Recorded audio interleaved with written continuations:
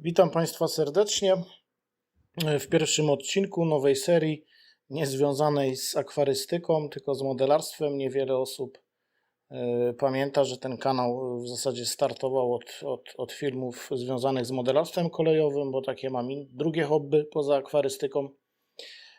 W pierwszym odcinku pod tytułem Malowanie torów chciałbym zaprezentować, w jaki sposób i czym pomalować i zwaloryzować tory kolejowe, żeby ten plastikowy było nie było model nabrał cech takich bardziej realnych.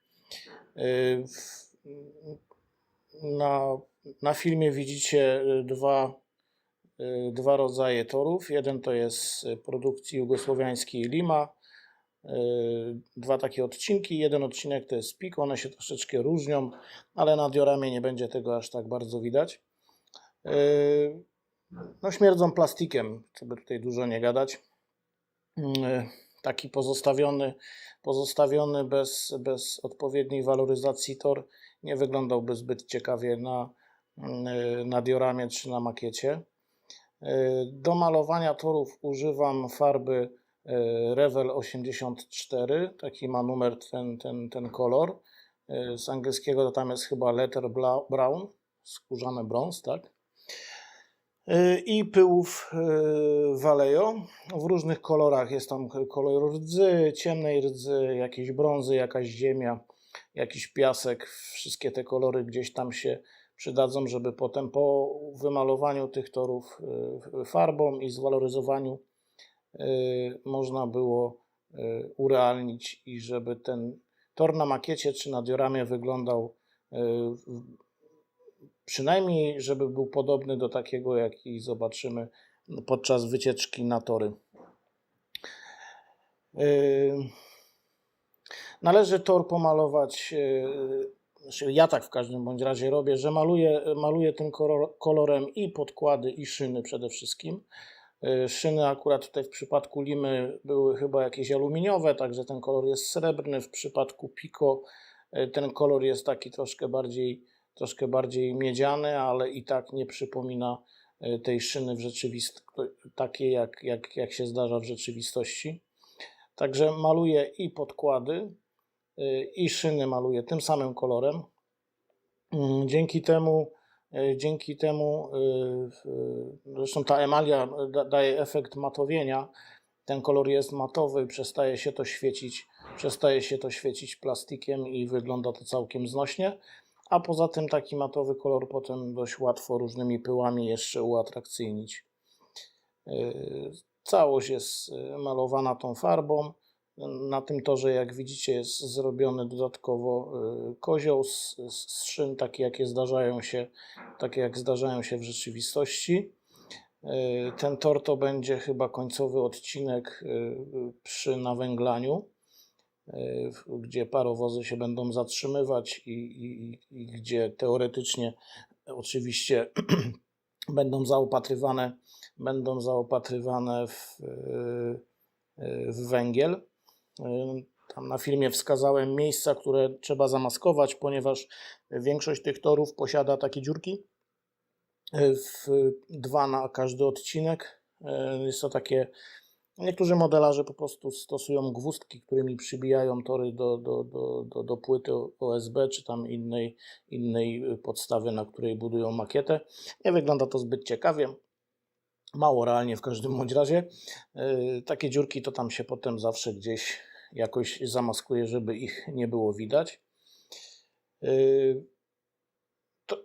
Tor, podkłady, szyny trzeba pomalować dokładnie, żeby gdzieś tam nie pozostały jakieś niedociągnięcia, bo już w momencie przyklejenia tego do tej półki na przykład, czy tam już zaszutrowania, czy już tworzenia zieleni i różnych innych tego typu rzeczy, potem zauważymy jakieś niedoróbki i już tą farbą jest tam trudniej manipulować. Można sobie jakiś element, który stworzyliśmy wokół toru, pobrudzić, także lepiej skupić się w momencie, jak możemy ten tor obkręcać, obejrzeć z każdej strony i zobaczyć, czy gdzieś tam jakiś kawałek plastiku bez farby nie pozostał. Tak coś wspomnę może jeszcze o modelarstwie. Zainteresowałem się tym w zasadzie już od dzieciństwa, ale w tamtych czasach pierwszy jakiś taki zestaw kolejowy przywiozłem sobie z NRD, gdzie byliśmy na koloniach z wymiany. W Polsce niespecjalnie można było kupić do tego jakiekolwiek tam elementy, drzewka, domki czy tego typu sprawy.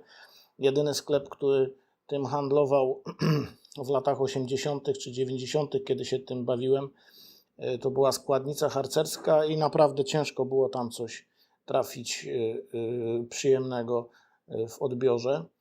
Czegoś takiego jak internet nie było, także też pewne techniki modelarskie i tego typu rzeczy trudno było poznać.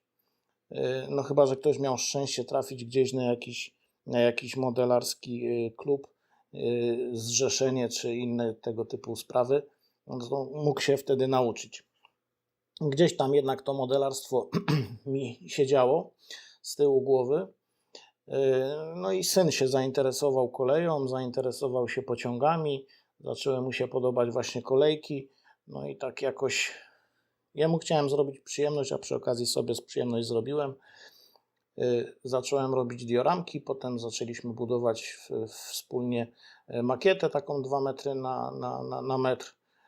Kupa z tym była zabawy, ale młodemu się zmierzło. No i makieta poszła do kogoś, kto jej używa do dzisiaj. Mam jakiś tam kontakt z tym, który kupił ode mnie tą makietę. Makieta jeździ na różnego rodzaju wystawy, gdzieś tam do szkół, do przedszkoli, jest prezentowana, w jakiś sposób rozbudowana i dzieje się z nią same dobre rzeczy. Także no, w każdym bądź razie większość z moich modelarskich jakichś tam spraw związanych z tą makietą posprzedawałem. Została mi wieża wodna i zostało mi nawęglanie i za bardzo jakoś nie znalazłem klienta na te 2 budynki i stwierdziłem, że w takim bądź razie zrobię sobie dioramę jeszcze jedną. I dzięki temu będę mógł zrobić serię na kanał na YouTube. Zawsze to coś, jakaś odskocznia od akwarystyki. Może się ktoś z akwarystów zarazi modelarstwem, a może ktoś, kto przyjdzie tutaj wyszukując w internecie jakieś rzeczy związane z modelarstwem, zarazi się akwarystyką. Także i wilk będzie syty i owca cała. No, tor w zasadzie pomalowany, jakieś tam dodatkowe szczegóły jeszcze gdzieś tam poprawiam, żeby ten czarny plastik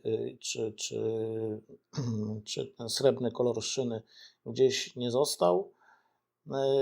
No i pozostało tylko teraz w jakiś tam sposób zwaloryzować to pyłami, żeby to wyglądało troszkę bardziej atrakcyjnie, bo tak w tej chwili to i szyna, i podkład jest w jednym kolorze, a w rzeczywistości to tak nie wygląda. Także co nieco trzeba to poprawić. Jeszcze trzeba wyczyścić tak zwaną główkę szyny, czyli to miejsce, w którym koła stykają się z szyną, bo jeżeli tor jest używany, to ta główka szyny jest w kolorze takim, jak została wyprodukowana, czyli nie jest ani zardzewiała, ani nie jest przybrudzona niczym. Tory, które są nieużywane, no to w zasadzie się brudzą w całości. No i tak się prezentuje, to są 2 te same tory, czyli Lima. Jeden jest już pomalowany, drugi jest niepomalowany. Już tak na pierwszy rzut oka widać, że wygląda to lepiej niż jakby tak chciał człowiek zostawić zupełnie czysty tor, świeżo kupiony ze sklepu czy z aukcji na tym. Powinno się użyć tutaj rozpuszczalnika specjalnego do tego typu emali, ale on jest dość smrodliwy i zauważyłem kiedyś, że zwykły zmywacz do paznokci też ładnie tą farbę czyści. Tu powinienem to zrobić pałeczką bawełnianą, byłoby mi wygodniej. Nie wiem, dlaczego użyłem tej szmatki papierowej. Ja to sobie potem już po nagraniu filmu poprawiłem bawełnianym patyczkiem, który był zamoczony właśnie w zmywaczu do paznokci. Jaki jest plus zmywacza do paznokci dodatkowy? Dodatkowym plusem jest to, że nie śmierdzi. a przynajmniej nie śmierdzi tak, jak śmierdzi zwykły rozpuszczalnik czy rozcieńczalnik jakiś tam uniwersalny. I ten zapach nie zostaje czy tam w mieszkaniu, czy w nosie.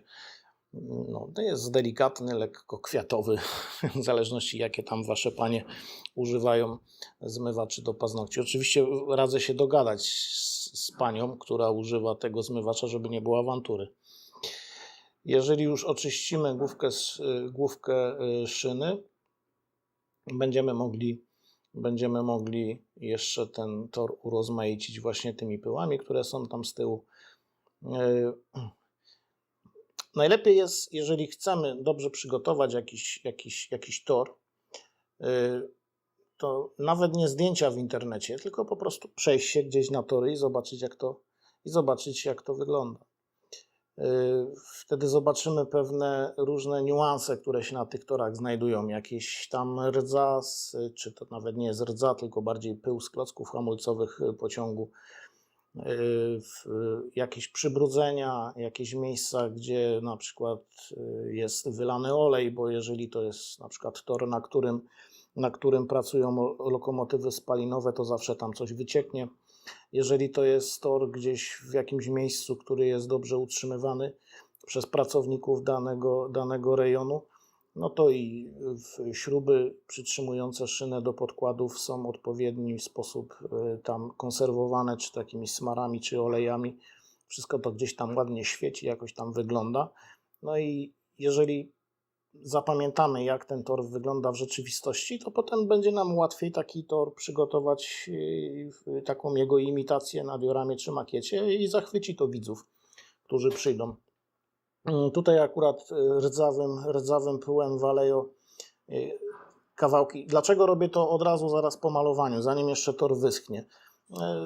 Po to, żebym nie musiał tego w żaden sposób utrwalać, ponieważ ja ten pyłem, jak już sobie tam na tych śrubkach, czy w różnych tam miejscach na szynie ten pył rozprowadzę, to on się zwiąże z emalią i po zaschnięciu już nie będzie żadnego problemu, żeby on gdzieś tam odpadał, wyblakł, czy cokolwiek się z nim złego działo. Potem oczywiście, jeżeli już tor będzie na makiecie przygotowany, zaszutrowany, jeszcze jakieś tam elementy będziemy chcieli poprawić, no to wszelkie takie prace dobrze jest tam utrwalić, czy tam lakierem bezbarwnym, czy jakimkolwiek inną fiksatywą, która pozwoli ten efekt, który zrobiliśmy, utrwalić na dłużej. Tutaj nie będę się specjalnie jakoś tam spuszczał nad tym torem w tym momencie, ponieważ jak już będzie na tej makiecie i pojawi się tam i zieleń, pojawi się shooter, to będziemy też widzieć pewne efekty, które należałoby uzyskać, żeby ten efekt całościowy był jeszcze lepszy. Ja tutaj jeszcze chyba użyję, z tego co pamiętam, bo nagrywam ten dźwięk jeszcze raz, ponieważ nie zauważyłem, że młody mi zamiksował w ustawieniach mikrofonu i tak jakoś puściłem ten film bez sprawdzania podczas jego obróbki i niestety dźwięk był fatalny. Nagrywam go jeszcze raz, żeby odbiór tego filmu bardziej zachęcił niż zniechęcił do modelarstwa.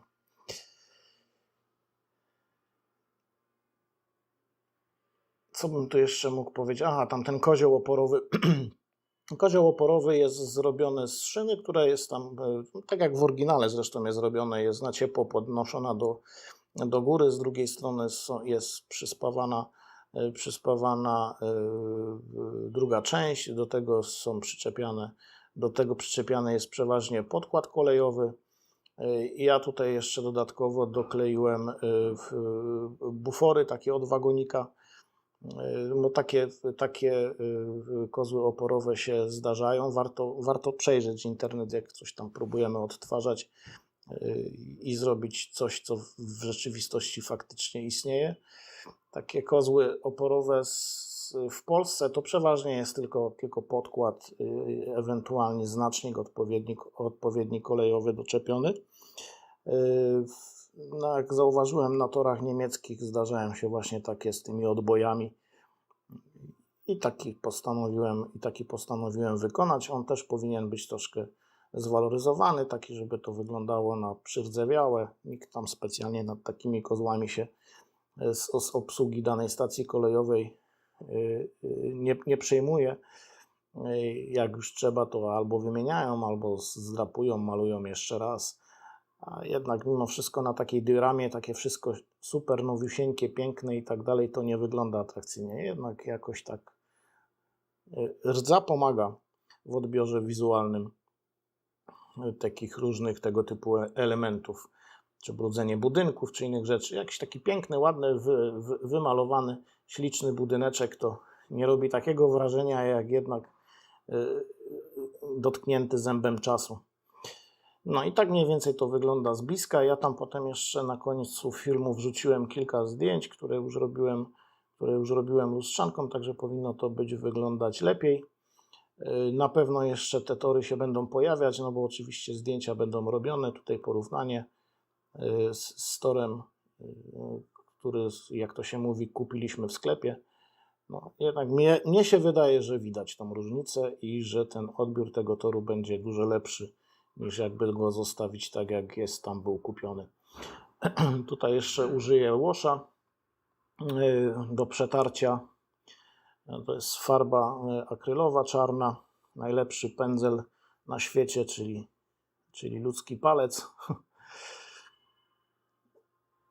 Przetarcie środków podkładów da taki efekt, że ten podkład i boki jeszcze podkładów też będę robić, da taki efekt, że będzie się ten kolor różnił od koloru szyny.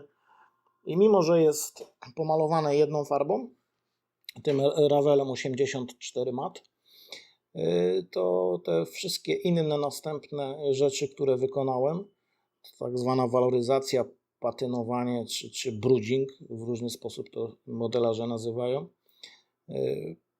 poprawia odbiór i daje już efekt taki, który mnie się podoba.